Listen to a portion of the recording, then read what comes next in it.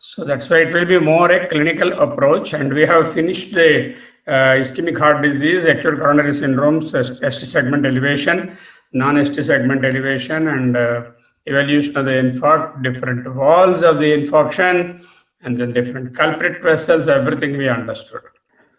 Okay, so today we are looking at arrhythmias. Rhythm means going like a music, synchrony, beautiful, a symphony of music, how it goes, like that the P wave, the PR segment, the Q wave, the QRS, ST segment, T wave, TP segment, again that like you see on the monitor, it will be so beautiful to see the rhythmic electrical waves that are being displayed, and that is called the rhythm. Any disturbance in that is called arrhythmias.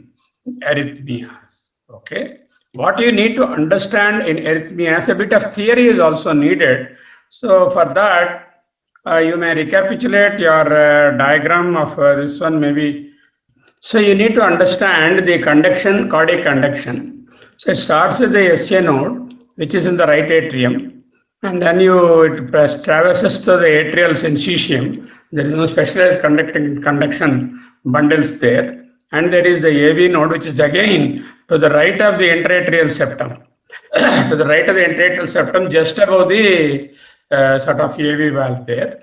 And then the bundle of His, which divides into an anterior the left bundle and a right bundle. The left bundle again becomes an anterior fascicle and a posterior fascicle, and the Purkinje system. And this delay we know is due to the AV nodal delay is important, and that is the one which contributes to the PR segment. So majority of that, around 70-80% is due to this, and there is also some lag in this part.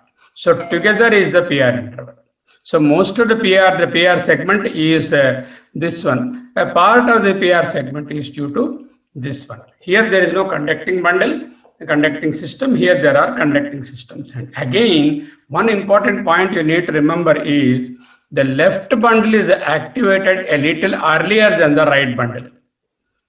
A small fraction of a microsecond, it is activated earlier than the right. Why? We want both the ventricles to contract synchronously, and this is a thinner muscle, so very quickly it gets depolarized compared to the left one, which is a thicker muscle. That's the reason we have a left and anterior and posterior two fascicles to subserve the whole thickness there. And also the impulse starts here and it starts initiating and going into the left ventricle, then the right ventricle is activated, and the final contraction is synchronous. This is called the cardiac synchronicity. Left and right, they don't dissociate. Okay, but if there is a bundle branch block, the one which is with the block is delayed and the other one is earlier it occurs, and there is some amount of delay because of the bundle branch blocks. Anterior fascicle, posterior fascicle, and right bundle. Trifascicular, all the three are blocked. Trifascicular block, something like a complete heart block. Okay, now we need to understand that there is a slight delay, greater delay in the right bundle compared to the left bundle. Majority of it is here, some of it is here, and some of it is of course in the bundle. So let us see that. So of course this again tells the same story, and there is SCA block will be here, AB block is here, the interventricular blocks can be anywhere there. Okay. Now what you have to understand is introduction to arrhythmias, rhythm analysis. How do I go about? Second thing is supraventricular arrhythmias. That is above the ventricle. The arrhythmias occurring due to problems above the ventricle is called supraventricular. Maybe in the atria, maybe in the AV node, maybe in the AV bundle, anywhere above the ventricle. Among them, there are premature atrial complexes, PACs, premature junctional complexes, PJCs, AF, and atrial flutter, ectopic atrial tachycardia, EAT, multifocal atrial tachycardia, MEAT, paroxysmal supraventricular tachycardia, PSVT, and junctional rhythms and tachycardia. These are the things which we are going to see, and very difficult area you are entering. I request all of you to concentrate on what you are listening now, so that the understanding is perfect. If you don't understand anything, stop me by a message. I will repeat that. Okay, just message me saying that I require to get some more insight into what you have taught. Okay, I'll stop then and there itself and again explain that. So this I am doing only for arrhythmias because a little tougher for you to understand, and majority of the physicians, except recognizing ventricular tachycardia or supraventricular tachycardia, they are not adept at understanding these things. Maybe at best atrial fibrillation, supraventricular tachycardia, ventricular tachycardia, they may say, but they will not be able to tell clearly what is what. Okay. Now, first thing is, next after the supraventricular, you have ventricular arrhythmias, which are premature ventricular complexes, aberrancy, tachycardia, VT, DDF, QRS tachycardias, accelerated ventricular rhythms, idioventricular rhythm, and then ventricular parasystole or the ventricular arrhythmias. So it comprises of three parts: the introduction to rhythm analysis, second one is the supraventricular arrhythmias, third one is the ventricular arrhythmias. And in them, there are so many conditions under the ventricular arrhythmias. So let's move to the first part, which is introduction to rhythm analysis. So arrhythmias, the introduction part is two important variables are important, are very, very sort of important for you to grasp. What is the characteristic of the impulse formation and how it is being conducted? Means, where is the electrical impulse originating and how it is being conducted? That you have seen normally. It is originating in the SCA node, conducted through the atria, converges on the AV node, then the bundle, then through the bundle, the branches, Purkinje, and then activated.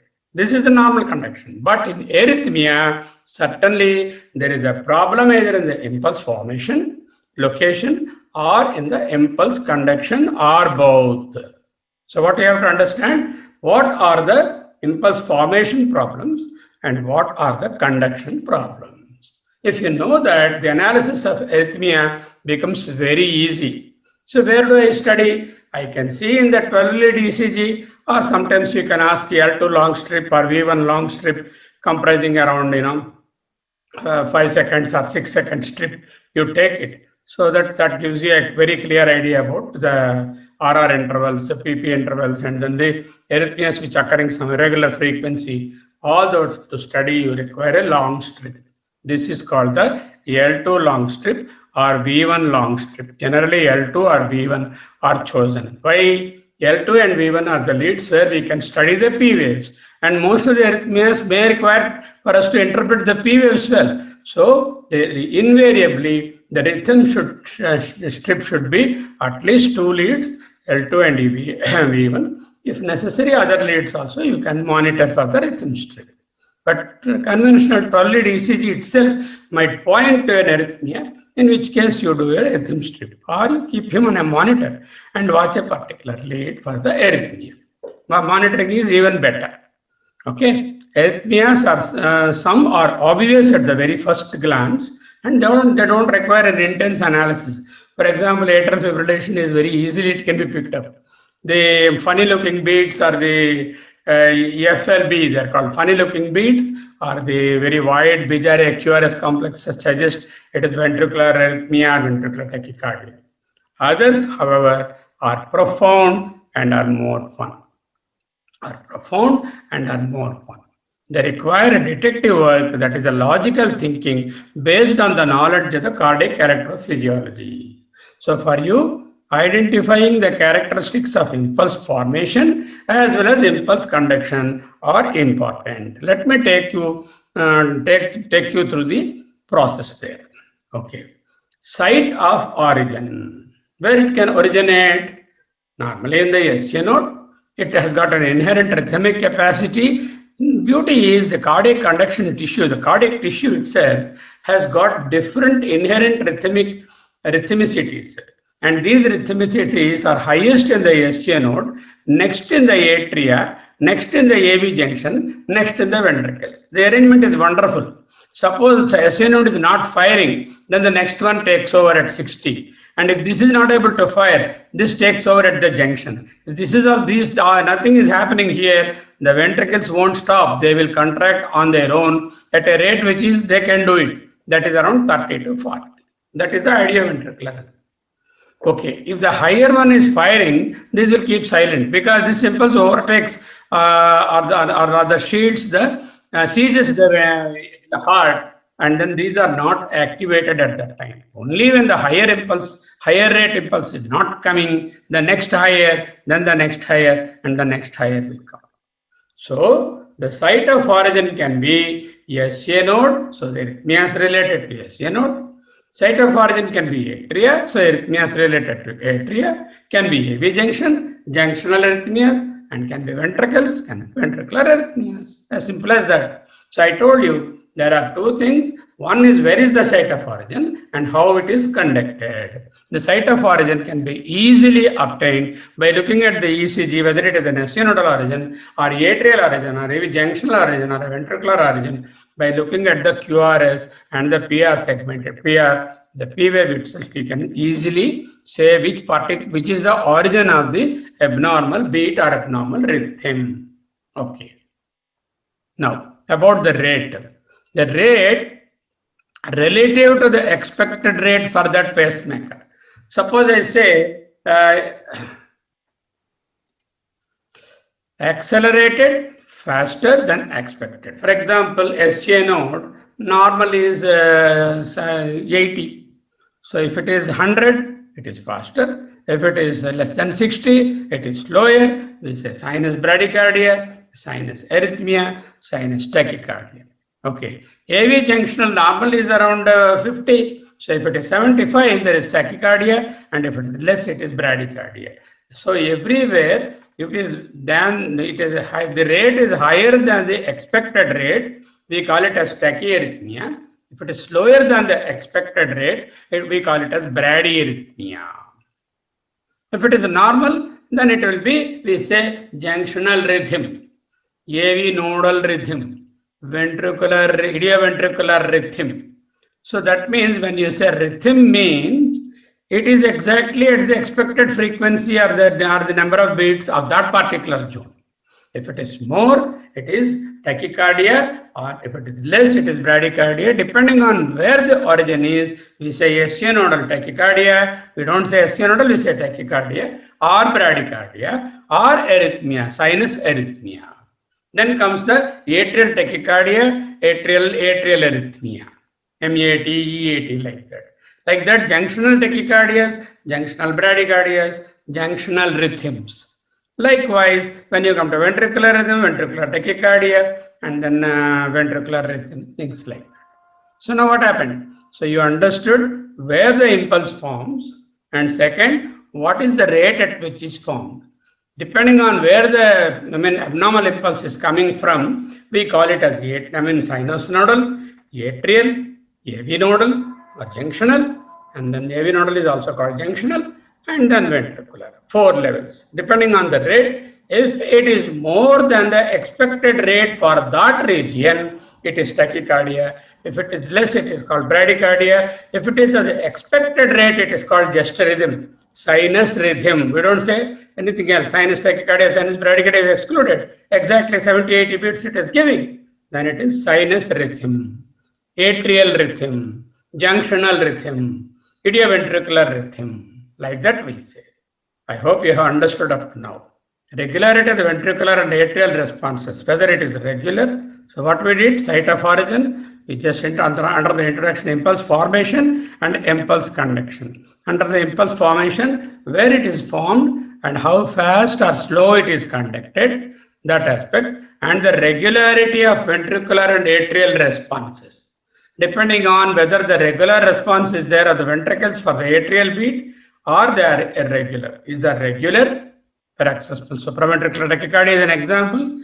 A regular, irregularity, which is a ventricular bigeminy. So for every 2 beats or 3 beats, there is a different complex, and that is a ventricular bigeminy. Irregular atrial fibrillation, and unpredictable, very irregular, it is multifocal premature ventricular contractions. So the third aspect is, first one is where did it originate? 2, what is the rate? Is it commensurate to the area? 3, is the ventricular and atrial complexes are regular, regularly irregular, or irregularly irregular, or totally irrelevant and irregular. 4 types. Onset. Onset is how does the arrhythmia begin? Active onset and passive onset. Active onset means begins prematurely as a premature contraction, either atrial or ventricular. From then onwards, it proceeds as an arrhythmia. Passive onset means there is no premature beat and then there is an escape rhythm or escape beat will be there, and that is what is called the passive onset. This is the fourth parameter. Then these are all about the impulse formation and impulse conduction. One more thing you need to understand is how about the abnormal rhythm conducts through the heart? Is it antegrade conduction or it retrograde conduction? Suppose there is a rhythm in the junction, that P waves have to be activated through the retrograde conduction. Antegrade conduction is forward conduction. So in WP listen there is a retrograde conduction in the ventricle itself. So we will see that conduction delays or blocks are there, first degree, second degree, first degree heart block, second degree type 1, type 2, and third degree, and site of potential conduction delay. If there is a conduction delay, is it at the SA nodal level, or it is intra-arterial delay, or there is AV conduction delay, or there is an interventricular block? So where exactly is the conduction delay? IV blocks, you know, bundle branch blocks and fascicular blocks. AV conduction delays, you know, the type 1, type 2 and all the things. SA nodal conduction delays and intra-atrial conduction delays. Now, this ladder diagram is the most important one. I will show you that. First, let us read the theory of it and then come back to the ladder diagram. And again, we'll visit the theory. Okay. Is the impulse single or repetitive? That is, one particular beat is ectopic beat. If it is repetitive, it becomes ectopic tachycardia, or ectopic bradycardia, or ectopic arrhythmia. Unifocal or multifocal? From one focus of the atrium or multiple foci of the atrium. One focus of the ventricle or multiple foci of the ventricle.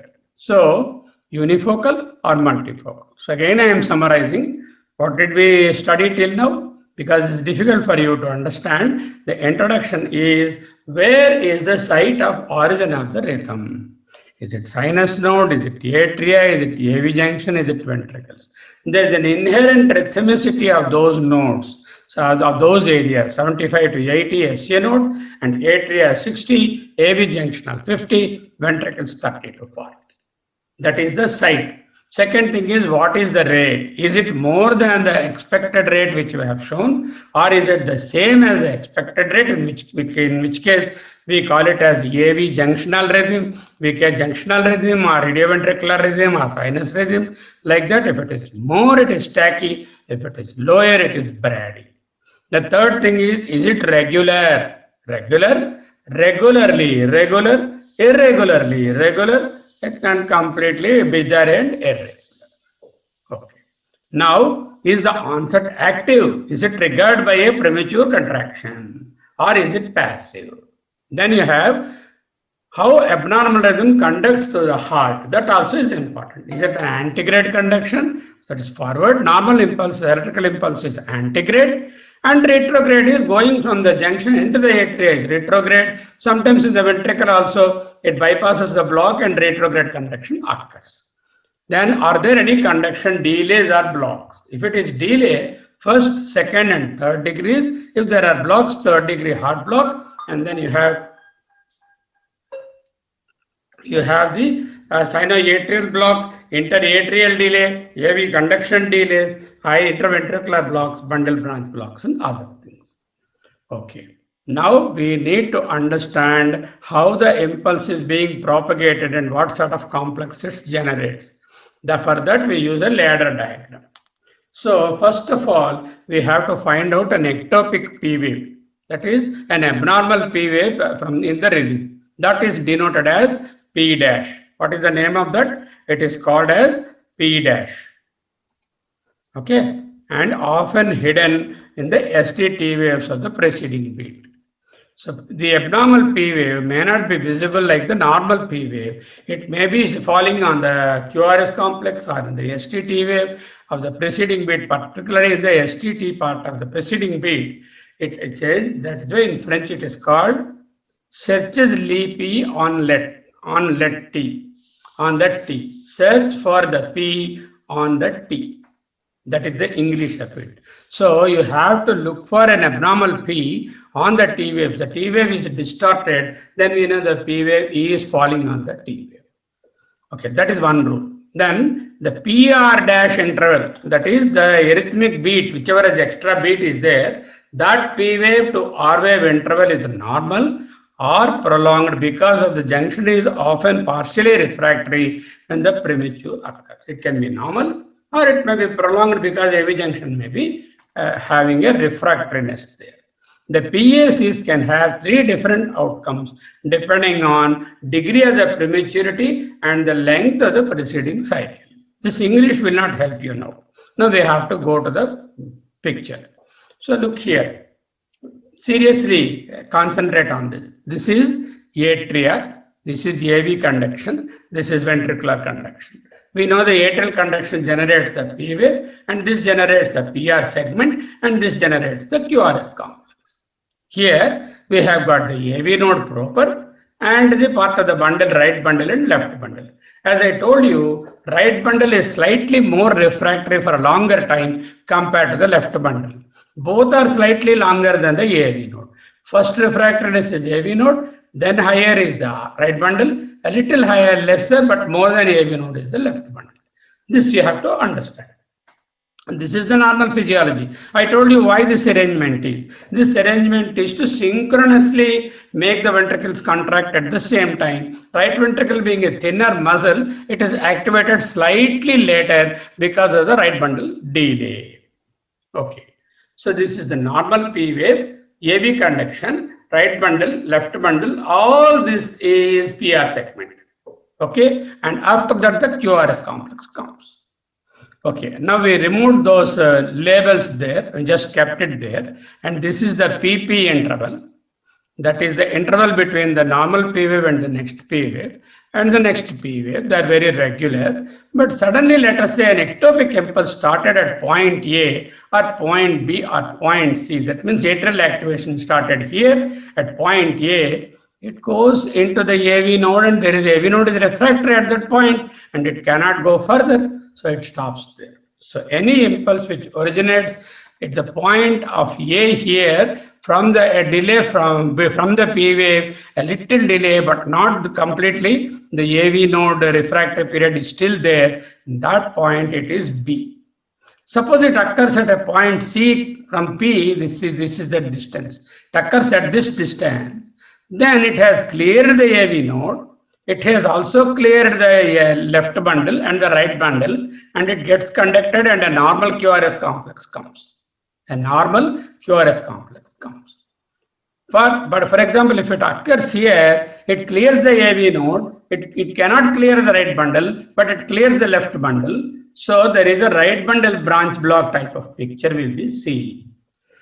A is the atrial electrical activity, AV node is nodal electrical conduction, V is the ventricular activity. Atrial electrical activity generates P wave, AV node doesn't generate any wave, it's a baseline and that baseline is the PR segment and this has got three components. One component is the node proper and the next is the right bundle and the left bundle. Node and the bundle of his together is the node proper and then right bundle and left bundle. There are three components. So the refractoriness of the node and the H bundle is the same. And there is no difference in that. But when it comes to the bundle, right bundle is slightly more refractory than the left bundle. To activate the right ventricle slightly later than the left ventricle so that the contraction will be synchronous because right ventricular muscle is thinner, left ventricular area and muscle is thicker. This part you would have got it. So after that delay, there is an electrical silence, the baseline, and then you have a actually there is electrical activity in the AV node. It is just waiting, but there is on the ECG it is silent, and then it produces a QRS complex, normal narrow QRS complex. Okay, now we go here. So this is the PP interval. This is a PP interval, and the next P should come somewhere here. But instead, let us say an ectopic is triggered at point A. That ectopic gives a little P wave because it activated the atria, but it cannot cross the AV node because there is AV node is refractory and it is not conducted at all. No question of left right bundle and left bundle. It doesn't even cross the AV node. That impulse just stops short there with a little premature atrial contraction.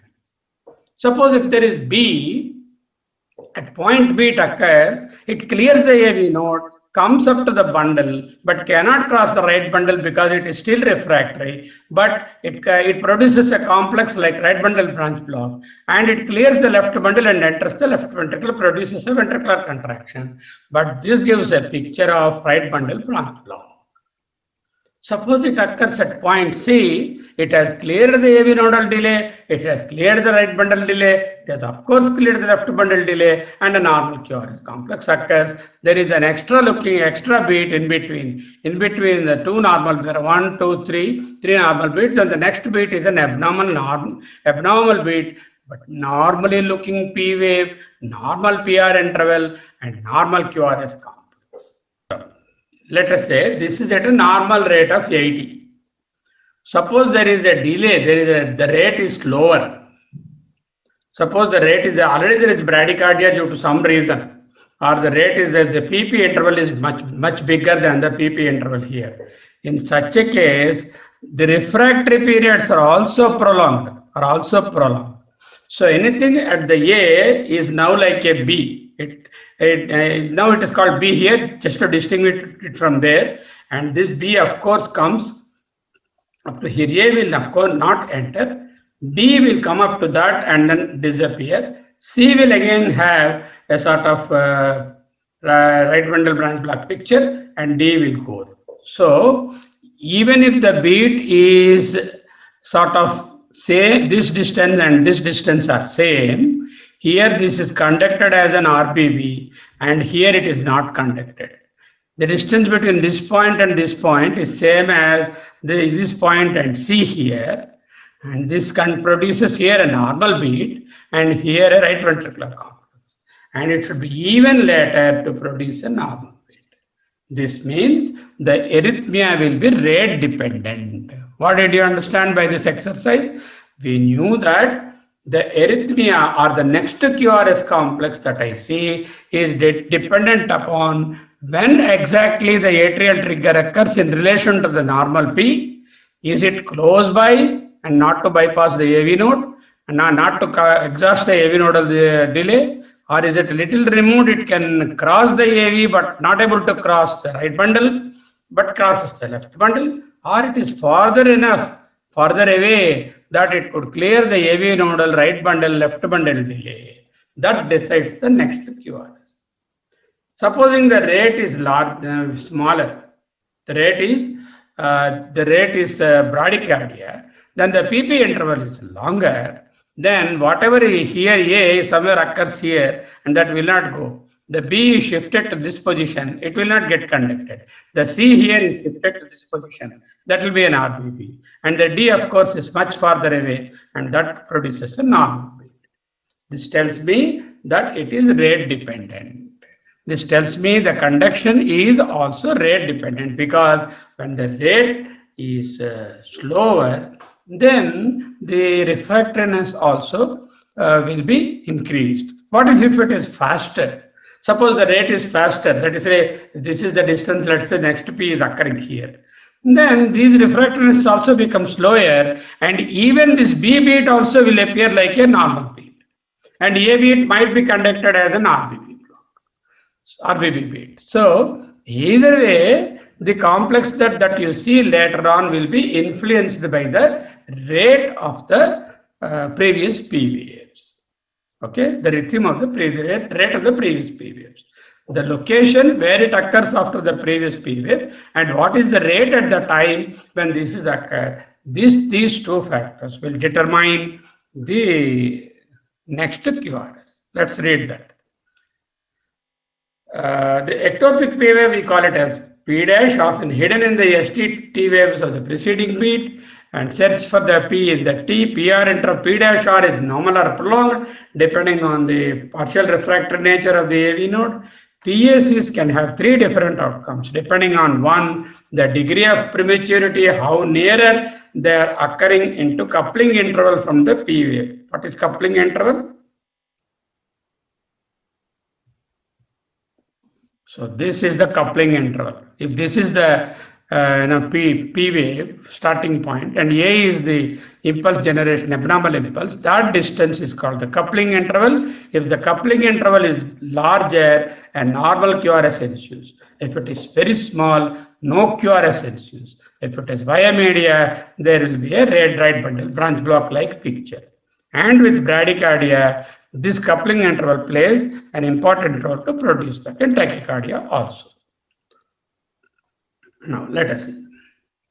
One, the degree of the prematurity, that is the coupling interval from the previous normal P wave, and two, the preceding cycle length. This is illustrated in the ladder diagram where the normal sinus beat are followed by three possible PACs. In the diagram, the refractory periods of the AV node and bundle branches are indicated by the width of the box. If you read the English, nothing can be understood unless you look at the ladder diagram, which we have done that. Now, outcome one.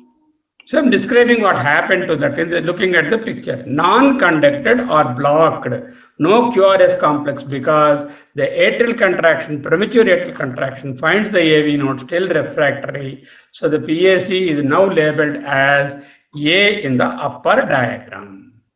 The upper diagram, this is labeled as, and no ventricular contraction occurs, only an atrial contraction will be there. That's the English of that. Now, the outcome two, conducted with aberration. Conducted with aberration.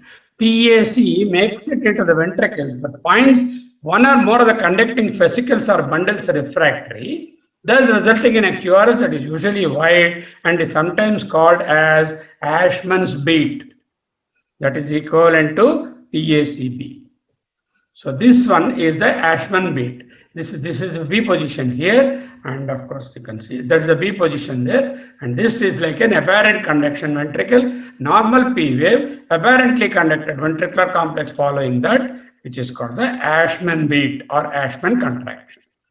Outcome three, normal conduction similar to the QRS complex of the other ECG, and this is the position C of the diagram there. Okay, wonderful.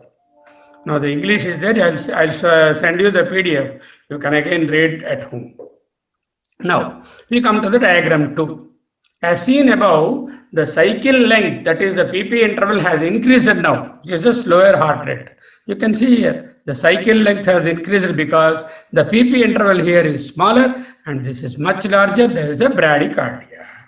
Okay, then slower heart rate, and this results in increased refractiveness of all the structures in the conducting system because the boxes are now wider.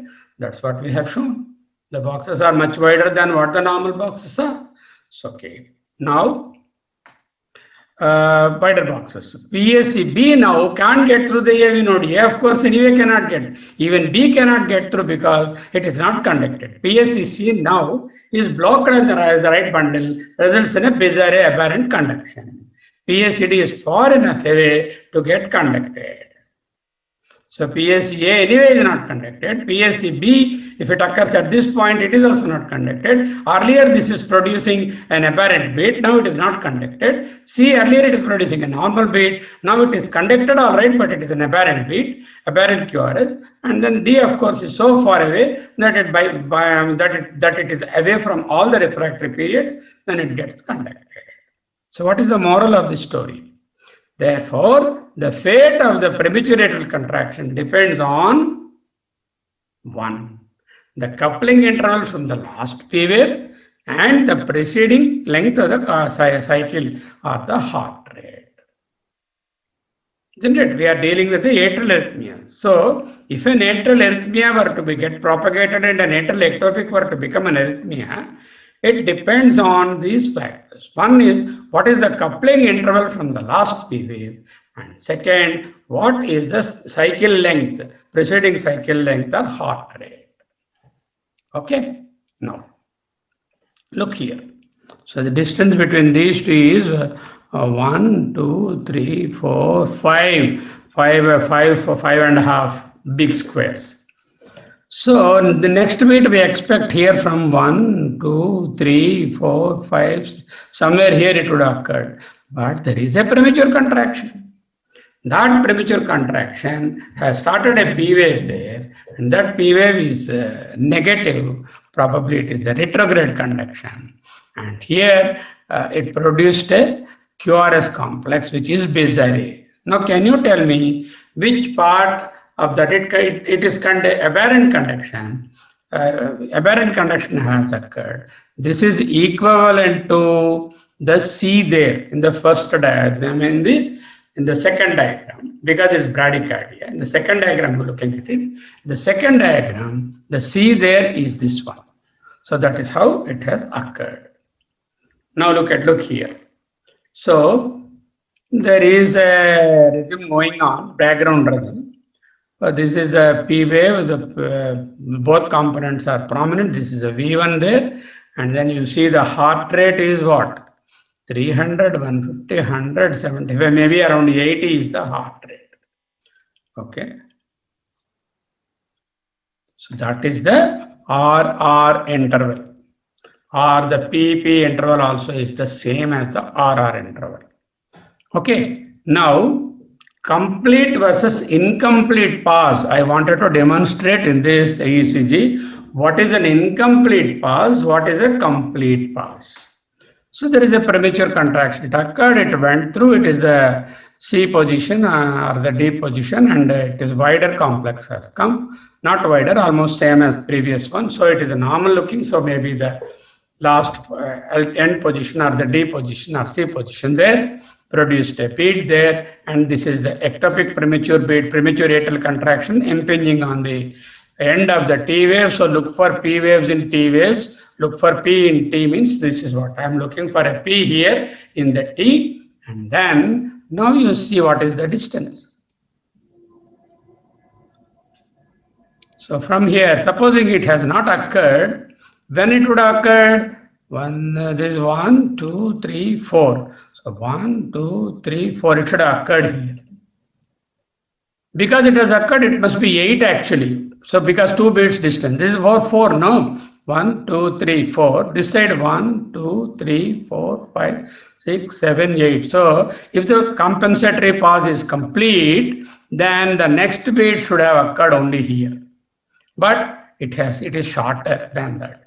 So this occurs whenever the premature atrial contractions occur, the compensatory pause is incomplete. Understandable, isn't it? The impulse is originating higher. That is why it is incomplete. If it is lower, it takes time for the impulse to go up and again activate the atria and next beat to come. So pause after a PAC is usually incomplete. PAC is premature atrial contraction. The PAC usually enters the sinus node and resets its timing again, causing the next sinus beat to appear earlier than the expected. The expected place is 1, 2, 3, 4, 5, 6, 7, 8. Somewhere here is the expected, but this has occurred earlier. So this is the distance here is 4 squares, and this is hardly 6 squares. 1, 2, 3, 4, 5, 6.5 squares. Instead of 8 squares, it is 6.5 squares. So this is less than 2 pp, less than 2 pp intervals. This is the pp interval. This is less than 2 pp intervals. This is a atrial complex. The atrial contraction as a premature contraction is seen in the T wave. Look for P's in T's. Okay. What if it is a ventricular complex? This is a ventricular complex. This will be funny looking beats, bizarre beats, widened QRS. We know that the widened QRS and funny looking beats are probably ventricular, or definitely ventricular complexes, and these ventricular complexes. Okay. Now look at the interval here. What is the normal interval here? 4 squares. Look at the distance between these two. 1, 2, 3, 4, 5, 6, 7, 8. Exactly double. Exactly 2 pp. This is 1 pp interval. This is exactly 2 pp intervals. That is what exactly is meant by complete compensatory pause and incomplete compensatory pause. If you see an incomplete compensatory pause, you are dealing with an arrhythmia originating from the atria. If you are seeing a complete compensatory pause, you are looking at an ectopic beat or arrhythmia originating from the ventricles. Understand that? So this is how you look at the PP interval less than 2 PP and then exactly 2 PP intervals. So similar to PACs in clinical implications but occur less frequently. Premature atrial contractions in clinical implication less frequently they occur. That's junctional complexes. So we finished the atrial complexes. Now we come to the junctional complexes. These are called PJCs. The PJCs are clinical implication is same, but the frequency of premature junctional complexes is not much. We don't get many cases like that. The PJC focus is located in the junction, of course, AV junction, and captures the atria retrograde because AV node to in atria it has impulse has to go back. That's why retrograde and P waves will be inverted, and the ventricles are propagated antegrade. The retrograde P wave may appear before, during, or after the QRS. Timing wise, it may appear on the QRS or before the QRS or after the QRS, depending on how high is the junctional ectopic in the AV junction. If it is very close to the atrium and high in the AV junction, the P wave will be before the QRS. If it is somewhere in between, the P wave will be on the QRS. If it is much below, after the ventricular excitation, the P excitation comes. Depending on where exactly is on the AV junction position, the P wave may be before, maybe during, maybe after the QRS. If before, the PR interval is usually shorter because it has not traveled from SA node to here. So it has traveled only from the upper part of the AV node into the atria. So this is PR interval is shorter. The ECG tracing and ladder diagram shown below illustrate two classical PJCs with retrograde P waves following the QR. Let us see that. Okay. Now, the impulse, instead of occurring in the atria, it has occurred in the AV junction. That's why we call it a junctional complex. And this junctional complex will of course go down and travel and activate the ventricle and antegradely go up, retrogradely go up and then activate the atria. So this is the P wave will occur here, and that P wave and the distance between this and the PR interval will be shorter if it is conducted there. This P wave can be before the QRS or on the QRS or after the QRS. Look here in the ECG. So there is a junctional ectopic has come, and that junctional ectopic has produced a QRS. And where is the P wave? It is here in the T wave, merged in the T wave. Okay, here again it produced the junctional complex, and this is the P wave within the T wave. So that means it is much lower. So first the ventricles are activated, then the conduction to the atria has occurred, and that is by the time that occurs, the T wave is about to start, and you see that. Depending on the position of the P wave, if it is before the QRS, then or after the QRS, where exactly it is, you have to see. This is the preceding T wave. This is not the P wave. This is the preceding T wave, and the QRS complex has started, and this is the P wave on the T wave. So that is how the premature junctional complexes. So we looked at premature atrial complexes and premature junctional complexes. Then simply called atrial ectopics or ectopic beats. Ignore these for a while. You ignore the funny looking beats which are ventricular prematures. All other prematures are here. This is the normal interval. This is the ectopic beat there. Premature atrial contraction. This is also premature atrial contraction. So look here, all these are all premature atrial contractions. These are ventricular contractions. Premature ventricular beats also are there in the ECG. For the moment, I am focusing only on the premature atrial contraction. So what happens after the premature atrial contractions? The QRS will be narrow. Fundamental rule is the QRS either it may be conducted or it may not be conducted. If it is conducted, depending on if it is in position A, it will not be conducted. Position B, it is conducted all right, but there is a QRS will be wider. If it is after that, it will be normal QRS. So depending on the QRS, you can locate and say whether what is the relation of the premature beat to the preceding P wave. Okay, now that we are looking very clear normal QRS complexes, this must have been after the AV nodal delay, after the right bundle delay, after the left bundle delay. So it is a little away. So this is the C in the first diagram which we have seen.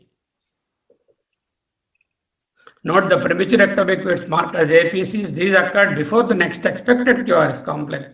That is why they are called premature. Each APC has got a P wave preceding the QRS of the beat. Impulse originated in the atria. So if that is the case, suppose each ectopic beat also has a P wave there, and that P is merging in the T wave there. And there is no more P falling after that or anything. So there is a P wave there. And that is telling me that it is a atrial ectopic beat. Each APC has a P wave preceding the QRS of that impulse, and impulse originated in the atria, and the QRS duration, of course, is less than 0.008, which is not wide. This is atrial ectopic. Look at atrial fibrillation. You can see there are no P waves, instead coarse undulation of the baseline seen in case of P waves, and QRSs are occurring, all right, but there the RR intervals are not constant, irregular placed RR intervals, and the P waves are coarse fibrillation. If it is fine fibrillation, it will be like that.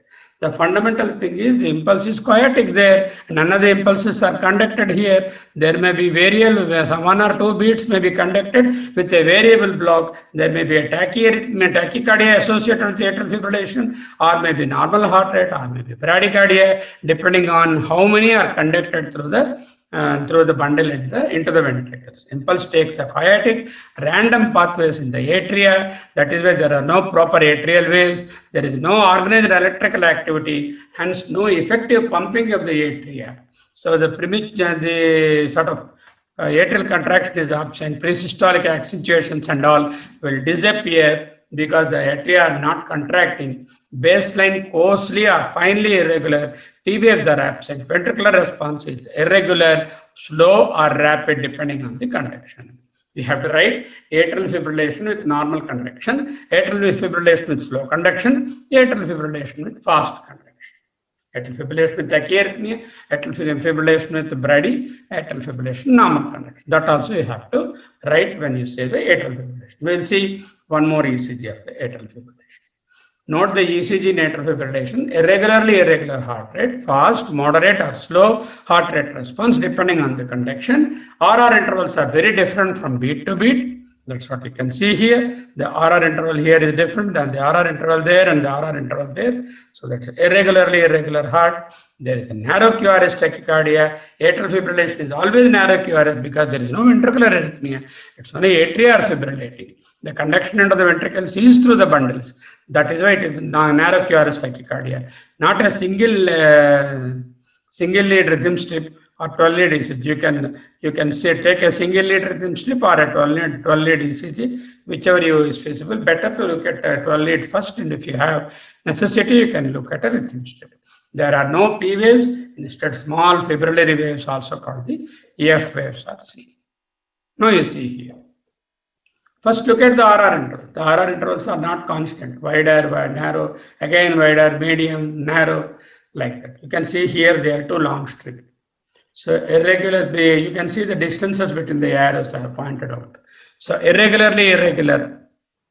QRS complexes frequency, and there is no P wave before any of the QRS complexes. Instead, you can see undulating, fibrillating F waves are seen, and these F waves are very prominent in lead 2 and lead 3, these limb leads. Here you may not be able to see the F waves because the T waves will be coming there. If there is a tachycardia, the T waves will occupy the of the ECG part of the P wave, so you can't see the fibrillary waves. So look for them in the and also the P mitral wave would have been there earlier and P pulmonale. they will disappear because there is no proper atrial contraction. You should not write there is right atrial enlargement, left atrial enlargement when you are making in the atrial fibrillation diagnosis, because you cannot see atrial contraction wave as such. So no RAE, LAE, it is not compatible to write like that. Okay. Now look at this. What is the heart rate here? 300, 150, 100, 120. 120 is the heart rate. It's irregularly irregular. It appears everything is faster. Some are narrow and some are faster. So around 120 to 140, 140, 150 is the heart rate, and irregularly irregular heart. And I have to look for the P waves here. I don't find any P waves. And the only thing is some undulation of the baseline is there. And this is a typical atrial fibrillation with rapid heart rate response. And also I see here there is a deep S wave here and a tall R wave here. We can add them up. 1, 2, 3, that is around 10, 12, 13. 13 plus 1, 2, 3, 4, 5, 25 plus 13, 38 I am seeing. So left ventricular hypertrophy is there, and I am seeing left axis also. I am seeing left axis deviation, left ventricular hypertrophy, atrial fibrillation. And let me see whether this is more than 13 millimeters. Yes, it is more than 13 millimeters. Let me see whether it is more than 11 millimeters. Yes, it is more than 11 millimeters. So there are voltage criteria of this also, 23 millimeters. L1R plus L3S also is showing the voltage criteria. All the voltage criteria of left ventricular hypertrophy, there is a left axis, RR intervals are not constant, P waves are not discernible. It is a case of atrial fibrillation. Now come to atrial flutter. Atrial flutter, the sawtooth appearance will be there. There will be fixed block 2:3 or 4, something like that. What is the atrial rate here? So 220 to 340. See that this is the atrial rate is somewhere around 1 big square, which is around 300. So rhythm is irregular or variable. Sawtooth appearance is there, and the P waves are all sawtooth. There is a flutter of the P waves. And there is irregularity, there is a regular dropping of the beats there, you can see, and you can see 2 beats, then the flutter, then again 3 beats, and 3 beats, and 3 beats, then again 1 beat, then 3 beats, and flutter. So depending on the number of P waves, these are constant rather. So PR interval you cannot really designate because the P waves are not typical P waves. And QRS is narrow QRS, which is typical of both atrial flutter and fibrillation. There's no problem with the ventricles. The problem is in the atria. That's why the QRS duration is not increased. Note the ECG in atrial flutter, the heart rate is regular or variable. Atrial rate is more. P waves are not conducted to ventricle. All of them, only few of them are conducted. RR intervals vary depending upon the AV conduction ratio. QRS is narrow. P waves have a sawtooth or F wave appearance. Drugs like digitalis and beta blockers can produce this sort of picture. Now you see here. So these are the P waves. The rate is around 250 or something like that. And after every 3 P waves, 1 QRS. And again here there are 3 P waves, a QRS. Sometimes after 1 P wave itself it is coming. So here also you see atrial flutter. The P wave is here. And this 1 P wave falling here, 1 falling there, 1 P wave, 1 falling there. After 2 P waves, we are getting a QRS there. So they appears very regular here.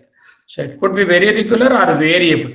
Very regular or variable, not irregularly irregular, but regularly variable or regular. And QRS is narrow. The F waves are the flutter waves, large F waves, not the fibrillary waves. The flutter wave, sawtooth appearance is seen. The P wave may be falling on the beginning of the T wave. 1 P wave, another P wave is falling after the T wave. That's how the flutter waves look like. Ectopic atrial tachycardia, I think we will stop here. 10:15, maybe around 1 hour is over. So I have few more things like ectopic tachycardia, MEAT, and then supraventricular tachycardia, which I will do in the next session. That will be followed by the ventricular arrhythmias. Okay, so this is the in nutshell what we have learned. What did we learn? We learned about premature atrial contractions. These premature atrial contractions may be conducted with a normal QRS, or may be conducted with an apparent QRS, or may not be conducted. And the P wave may be before, on, or after the QRS, depending on where exactly. No, it's always before. It's only before. Conduction only is the problem. Here, in the junctional rhythm, it can be like that. In the PAC, it will always be before the QRS only. Whether the P wave is conducted or not only is the question. So it depends on two important things. Where exactly the P dash has occurred in relation to the previous normal P. That is called the coupling interval. Then, what is the rate of the heart? If the rate of the heart is lower, then the chances of conduction become smaller. If the rate is smaller, rate is larger, the refractoriness is smaller, then the beat gets conducted. So premature atrial contractions, then junctional complex, junctional contractions, premature junctional contractions. Here, the P wave is conducted retrogradely into the atria, QRS is the antigrade, the retrograde P wave may be before, on, or after the QRS. Okay, and then we have come to atrial flutter and atrial fibrillation, and then we are looking at atrial tachycardia as two types: ectopic atrial tachycardia, multifocal atrial tachycardia. Two things that you need to learn. Then you go to supraventricular tachycardia, that is those which is a paroxysmal continuous beats occurring, paroxysmal supraventricular tachycardia, which is a very common arrhythmia, so which we need to learn about. So next class you will be seeing ectopic atrial tachycardia and MAT, multifocal atrial tachycardia, and SVT, supraventricular tachycardia. So now what did we learn? We learned about the conduction pattern, and we also understood that these are dependent upon where exactly is originating, what is the rate of this one, what is the regularity, and what is the antigrade or retrograde. And we understood with the ladder diagram the various things that are given there. Then we went into premature atrial contractions and junctional premature beats also we looked at. Then we looked at the flutter and the fibrillation. Finally, we are now with the atrial tachycardias, and then will be the supraventricular tachycardia. After finishing that, we will be entering into the ventricular arrhythmia.